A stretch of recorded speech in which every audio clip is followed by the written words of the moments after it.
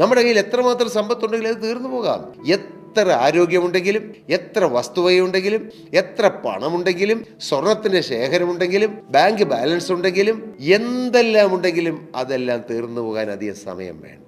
ഒന്നിലും ആശ്രയിച്ചിട്ട് കാര്യമില്ല. എത്രയോ ആളുകളുടെ ജീവിതത്തിൽ വന്ന കെടുതികളും കേടുകളും നാം വായിച്ചിട്ടുണ്ട്, നാം കേട്ടിട്ടുണ്ട്. പ്രിയപ്പെട്ടവർ, ഒന്നിലും ആശ്രയിക്കാനില്ല.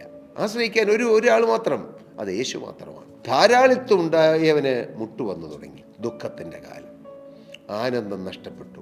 ഇന്ന് അനേകരുടെ ജീവിതത്തിൽ ആനന്ദം നഷ്ടപ്പെടാൻ കാരണം അപ്പൻ്റെ വീട്ടിൽ നിന്നും അപ്പൻ്റെ സ്നേഹബന്ധം മുറിച്ചു മാറ്റിക്കളഞ്ഞതാണ്. അപ്പൻ്റെ സ്വത്ത് നഷ്ടപ്പെടുത്തിയതാണ്. അപ്പൻ്റെ സ്വത്ത് ഏതാണ്? സ്വർഗത്തിലെ ദൈവത്തിൻ്റെ സ്വത്ത്. അത് വിശുദ്ധിയാണ്, അത് സ്നേഹമാണ്, അത് എളിമയാണ്, അത് പരോപകാരമാണ്, അത് വിശ്വസ്തതയാണ്, അത് സൗമ്യതയാണ്, അത് പാപത്തിന്മേലുള്ള ജയമാണ്, ഇന്ദ്രിയ ജയമാണ്. ഇങ്ങനെയുള്ള ദൈവിക സ്വഭാവങ്ങൾ, ദൈവിക സ്വത്തുകൾ നാം നശിപ്പിച്ച് കളഞ്ഞവരാണോ? എങ്കിലും മടങ്ങി വരിക.